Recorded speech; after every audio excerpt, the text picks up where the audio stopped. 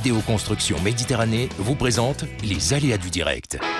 Avec FDO, ensemble, bâtissons l'avenir.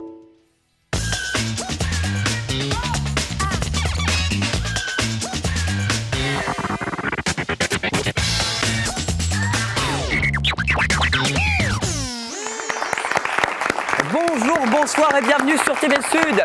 Je vais quand même faire l'émission ce soir, je suis très bien entouré. Bonsoir, bienvenue, c'est parti pour les ADD. Au sommaire ce soir, demandez le programme. Je vais vous emmener à Pierre-Vive, à la médiathèque, c'est à Montpellier-Nord, avec une avant-première. Ce sera demain à 18 h organisé par le Conseil Général. Mais le skipper Gardo est avec nous, c'est Sébastien Roubinet, pour son film qui s'appelle Babouchka. Bonsoir Sébastien. Bonsoir. On va voir le bateau, on va voir l'expédition au cœur de l'océan Arctique. Les images sont impressionnantes. On va revenir sur Terre aussi, drôle de printemps. Il n'y a plus de saison, mais c'est drôle de printemps. C'est une nouvelle édition. C'est à Lunel-Viel, 28 février. Ça commence donc vendredi, samedi, dimanche. Festival d'humour, du théâtre d'humour, mais pas que. Il est avec nous, Éric Jalabert, qui est le directeur artistique et l'organisateur de ce rendez-vous. Il y aura 3 spectacles. On verra les images dans un instant. Ça va, Éric? Ça va, J'allais impeccable. dire bonne année, mais je sais pas pourquoi, mais... Comment? Bonne année. Bonne année, bonne santé. Le gars qui pète un câble. Bienvenue. Le carnaval du Pouget, c'est dimanche 2, séance de rattrapage le 9. C'est pas du copier-coller parce que ce sont pas les mêmes corsos, c'est ça Charlotte. Et c'est Ce tout sont les Pouget. mêmes chars, mais c'est jamais la même ambiance. Il faut venir les 2 week-ends. Voilà, on essaie de se rattraper. Ça va Charlotte, bienvenue. Très bien. Le Pouget qui se mobilise, tout le village pour ce Tout à carnaval qui commence à bien s'ancrer au cœur de cette commune héroltaise. Un rendez-vous, c'est nouveau, c'est le V-Dressing, Sub de Com. C'est à Montpellier, au nord de la ville. Ce sera lundi, on sera le 3 mars. Ça passe vite pendant les vacances. Mais les étudiants Sub de Com et étudiantes se mobilisent. Et notamment, elle est avec nous pour nous parler de ce rendez-vous. Déborah, ça va? Ça va. V-Dressing, on est prêt? Oui, on est prêt. C'est bon. On est prêt, les prix seront pas chers parce que vous allez voir, c'est plutôt sympathique. La chronique Nico, mon Nico, Oui. t'as mangé où? Gratos? Eh bien, Qu'est-ce que tu nous présentes? Bonsoir Julien, la chronique coup de cœur. Voilà, je vais t'aider un petit peu. On va aller au Saint-Georges à Palavas, qui est très bon, qui vient de rouvrir.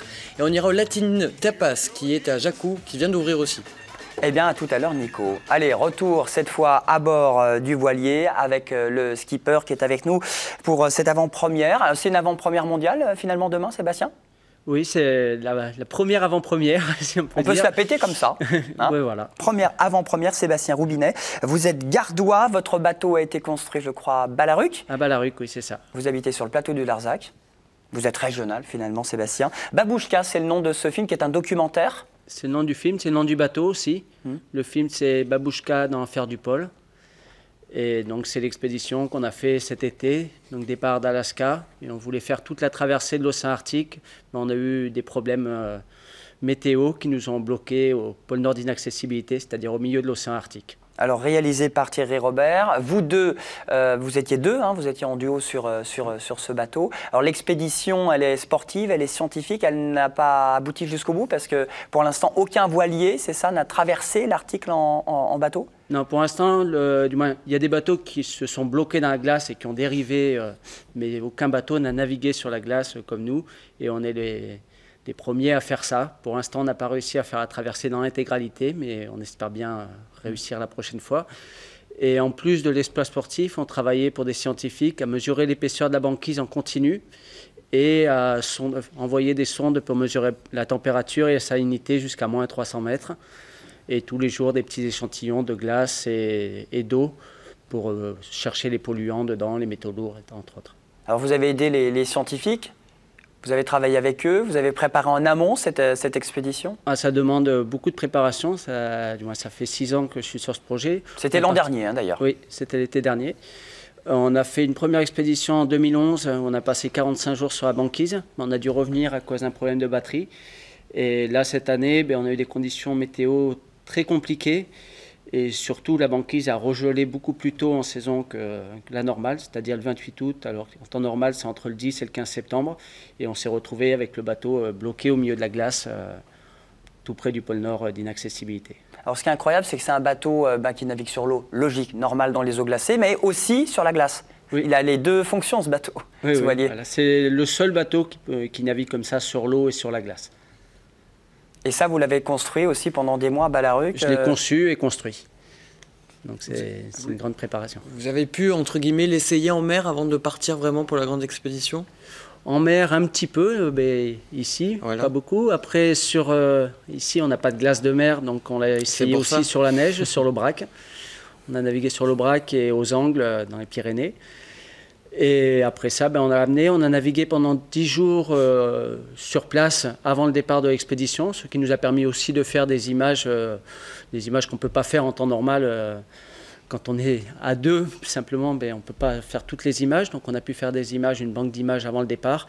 Et après, une fois qu'on est parti, on était seul et à ramener les dernières images.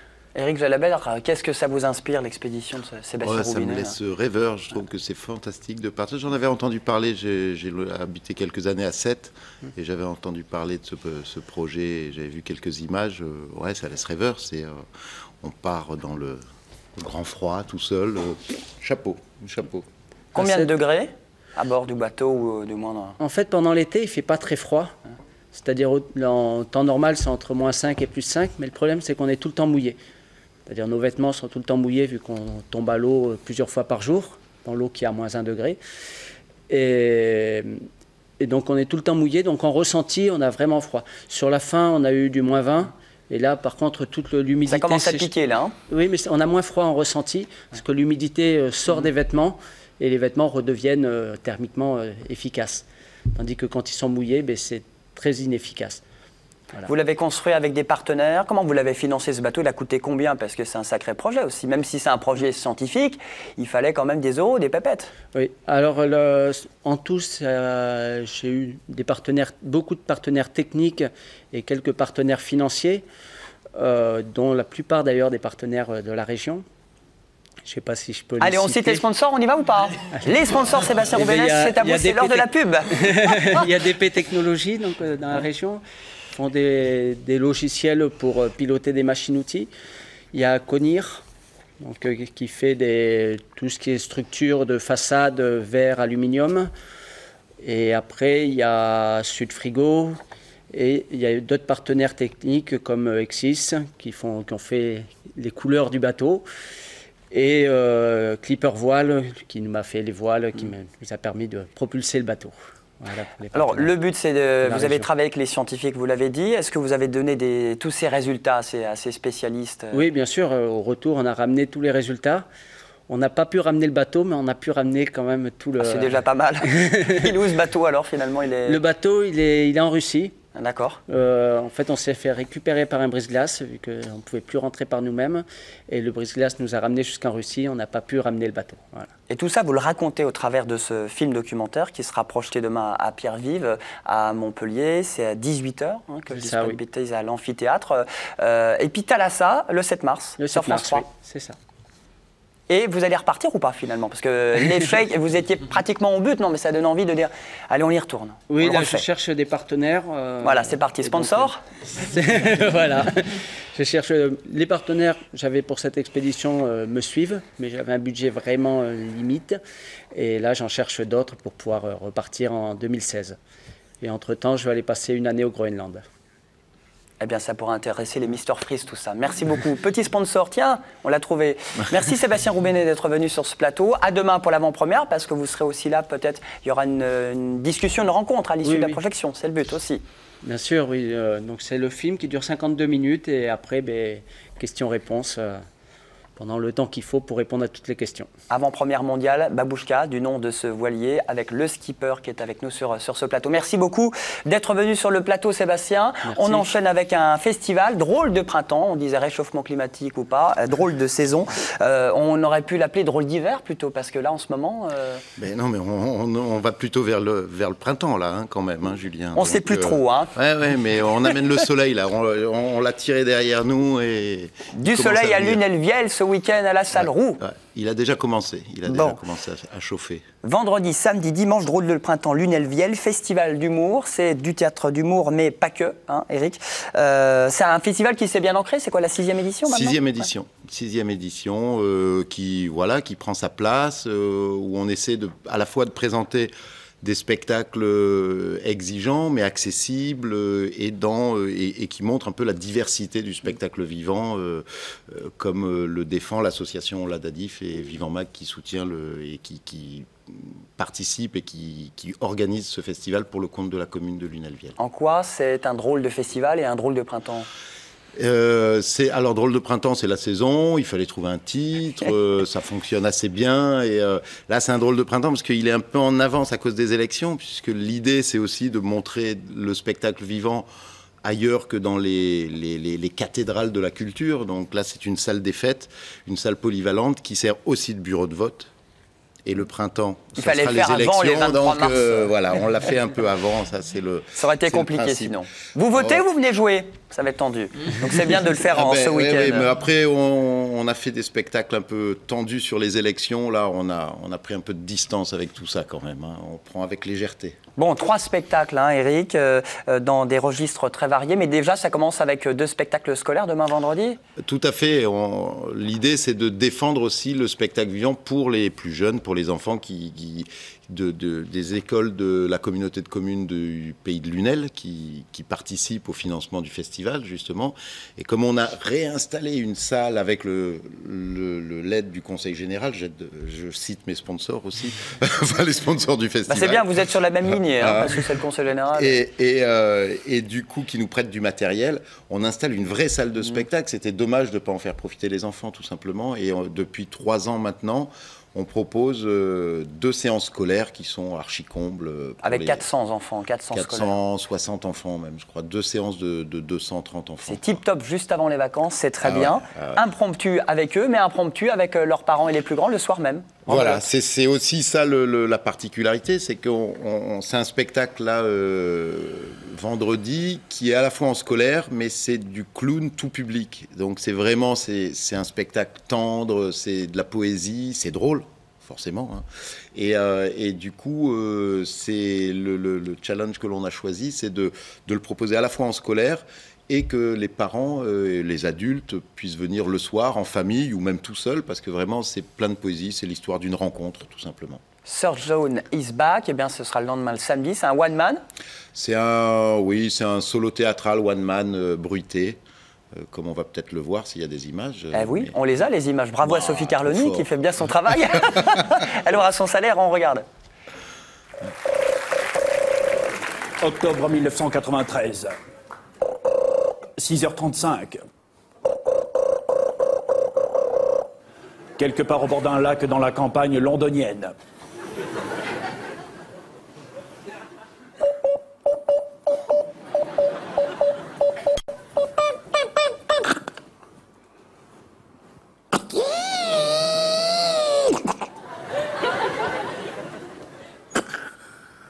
Bonjour John, voici la première étape de votre émission.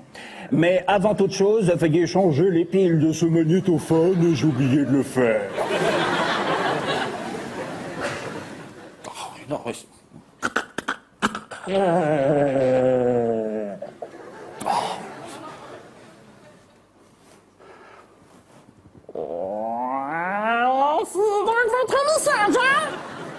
Vous devez pêcher un poisson électronique qui se trouve dans le lac et qui vous délivrera la suite de l'émission. Bonne chance, John! C'est fou ce qu'on peut faire avec sa bouche. Hein. Ouais, là c'est assez impressionnant et donc après ça l'emmène, là c'est une référence à Mission Impossible et ça l'emmène à travers tout un tas de territoires. Il va en forêt amazonienne, dans l'espace et il a un côté très décalé quoi, qui fonctionne vraiment là pour le coup aussi en tout public, en famille, les enfants peuvent venir. Familial, visuel, sonore, c'est le 1er mars, c'est donc samedi 21h, salle Roux pour Sir John is back. Et puis le lendemain, dimanche, on sera le 2, ça passe vite, à 19h pour en finir une bonne fois avec... 18h 18h, ouais. 18h. Il n'y a pas de changement d'heure. Hein, non, je sais pas. Non, c'est ça. Hein. Parce que chaque année, c'est la question. Donc là, non, il n'y a pas de changement d'heure, c'est 18h.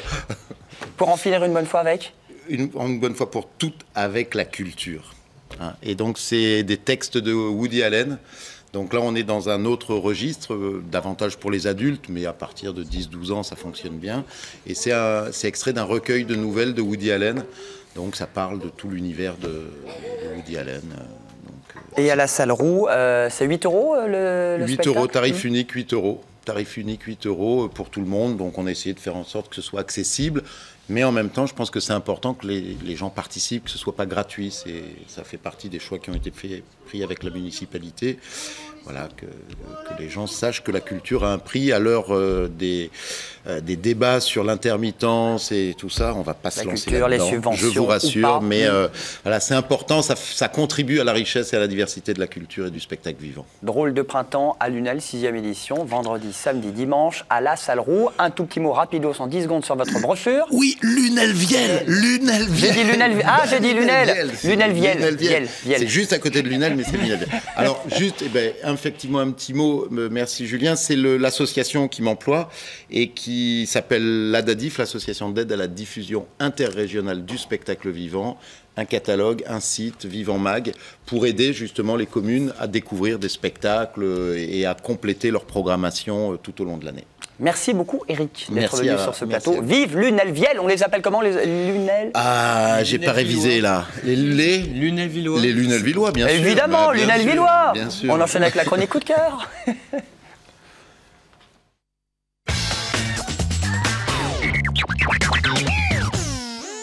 Ah, Palavas, Palavasien, c'est beaucoup plus facile. Mais pour Jacou, je sais plus. Palavas, tu nous y emmènes avec un resto. Oui, on va au Saint-Georges qui a réouvert en octobre dernier, c'est tout récent, avec un nouveau chef qui s'appelle Paul Courteau. C'est un chef qui a déjà une bonne notoriété. Il avait un restaurant sur Pézenas qui avait déjà une très bonne réputation. Alors, il propose une carte innovante basée sur des produits de qualité. Alors, issus principalement de producteurs locaux. Et ça, c'est plutôt bien. Il y a aussi une cuisine du terroir qui est complètement contemporaine. Alors, la carte des vins également présente des produits régionaux. Il y a aussi une large sélection qui est proposée au verre pour pouvoir déguster de grands crus. C'est un lieu très convivial qui accueille une quarantaine de couverts. Donc, vous voyez, c'est pas une très grande salle. Avec un bon rapport qualité-prix. Alors, le menu découverte est à 29 € ou alors à 23 € pour entrée plat ou plat dessert.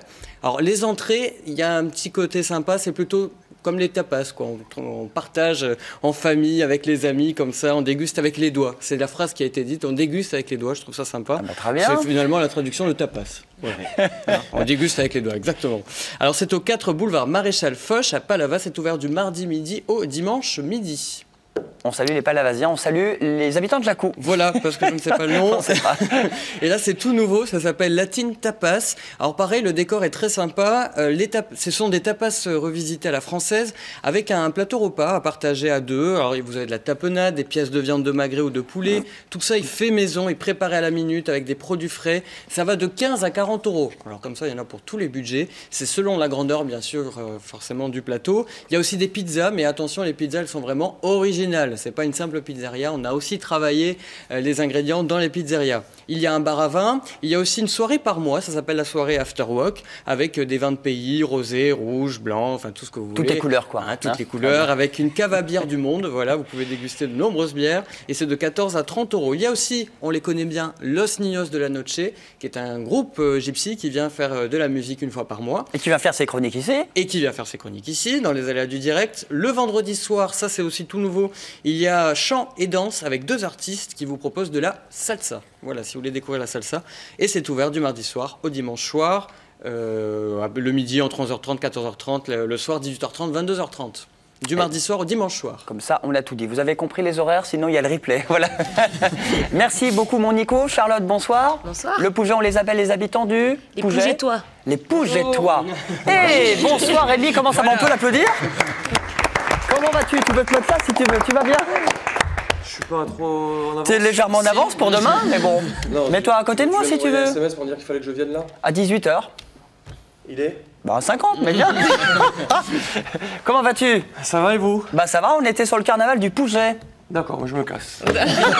Ça, c'est gentil. A tout de suite, Rémi. Pour le film N'importe qui, ce sera le 5 mars, ce sera mercredi. On va en parler demain dans les aléas du direct. Les Pougetois, donc on disait. C'est ça. Le carnaval, c'est donc ce dimanche, le 2 et le 9 mars. Exactement. Alors, pourquoi 2 fois? Alors, effectivement, ce sont les mêmes chars qui sortent les 2 week-ends, mais il y a d'une part une séance rattrapage pour ceux qui ne peuvent pas être là pour le premier week-end. Ou la météo, peut-être, il y a un microclimat sur le Pouget. Non, il fait toujours beau au Pouget, vous inquiétez pas. Il fera beau ce dimanche, il fera beau dimanche prochain. Et puis, c'est aussi une façon pour les bénévoles et tous ceux qui travaillent pendant des mois à préparer ce carnaval, de prendre plus de plaisir et d'avoir 2 week-ends pour faire la fête. Alors les corsos fleuris, plein de couleurs. Est-ce qu'il y a un thème cette année? Est-ce qu'il y a beaucoup de préparation? Tout est prêt déjà? Ouais, alors on y est presque. On a encore un petit peu de travail, mais on sera prêt dimanche. Il n'y a pas de thème particulier cette année. On aura un canadair, on aura les lapins crétins, Boule et Bill, les schtroumpfs, les chimpanzés de l'espace. On aura aussi un thème sur un char sur le thème de l'océan. Donc voilà, plein de couleurs, plein d'animations. On a des groupes déguisés qui participent aussi à la cavalcade et des peñas, donc des petites fanfares de rue, avec des danseuses brésiliennes et des percussionnistes. Donc beaucoup de musique, d'animation. Des bateaux sur l'océan, Sébastien, vous pourriez venir au Pouge la dimanche. Vous pourriez. Peut-être, ouais. Peut-être ou pas. Bon, c'est bien, ça rassemble combien de personnes? Pardon? J'ai plus de bateau là pour y aller. Mais... Plus de bateau, plus de batterie, plus de bateau. Bon. On vous en fera un.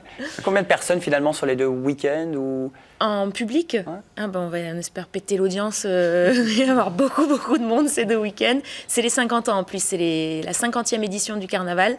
Donc voilà, des chars encore plus gros, des groupes encore plus motivés, une fête encore plus belle, quoi. Bon, le jugement du carnaval à la salle des fêtes demain? Alors ouais, ça commence ce soir, le week-end festif au Pouget. On commence avec la présentation de la cuvée carnaval, dont je vous ai amené une petite bouteille Allez, ici. petite et santé. Voilà, à consommer avec modération, mais donc qui est une cuvée qui est préparée par la cave coopérative du Pouget et les viticulteurs du village qui participent ainsi au financement de notre carnaval. Demain, donc le jugement de Monsieur Carnaval, qui est en fait une petite pièce de théâtre qui est préparée par les bénévoles du village, qui font une rétrospective sur l'année au niveau national et surtout au niveau de la vie locale dans le village, au cours de laquelle on va juger Monsieur Carnaval. Miss Carnaval ou pas? Non, c'est Monsieur Carnaval. C'est Monsieur Carnaval, Monsieur Carnaval qui sera jugé coupable, je suppose, demain soir, comme chaque année. Moi, j'ai 2 Miss Carnaval, là. Voilà, alors ça... Je suis bien, là. Dans une ancienne reine du Corso, parce qu'on a chaque année aussi une reine qui préside donc ce Corso.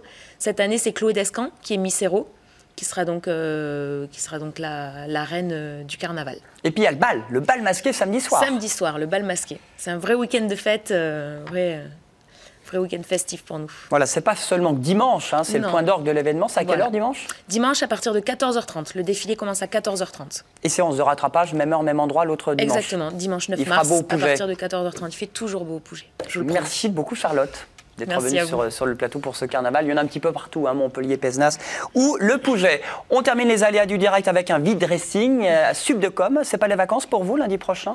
Non, Déborah? on n'est pas en vacances. Très bien, bon. En études supérieures, on n'en a plus trop. Donc oui, on organise un vide dressing donc, dans l'enceinte de l'Hydrac Subdecom, donc, qui se trouve au Parc Euromédecine à Montpellier. Donc ce vide dressing se déroulera de 10h à 18h. Il y aura différents exposants, donc on a 17 exposants pour tous les styles, pour tous les prix, dont des créateurs, des professionnels, mais aussi des vêtements d'occasion vendus par des étudiants ou des particuliers. Donc, ce qui permet d'avoir tout un panel de vêtements, accessoires, chaussures, et accessible pour tous les goûts, aux accessible étudiants. à tout le monde, oui, et surtout aux étudiants, parce que ce sera vraiment des prix attractifs, donc même au niveau du neuf ou de l'occasion.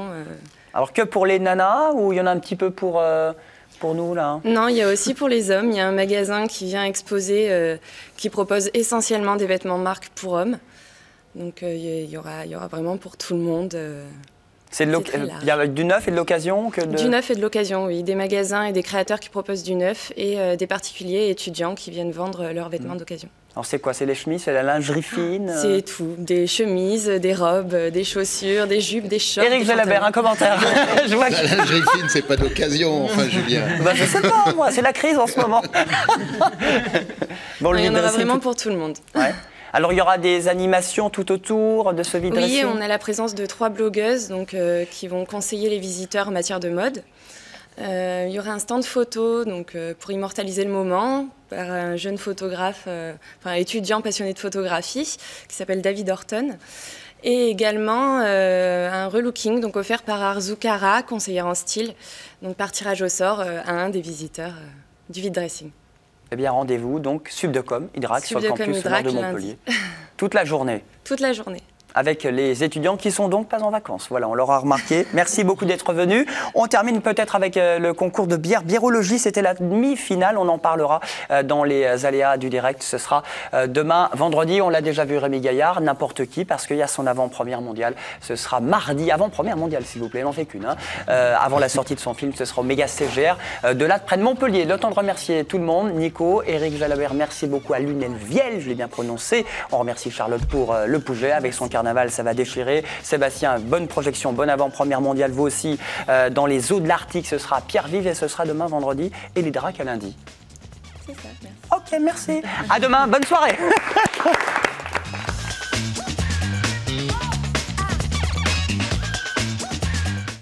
FDO Construction Méditerranée vous a présenté les aléas du direct. Avec FDO, ensemble, bâtissons l'avenir.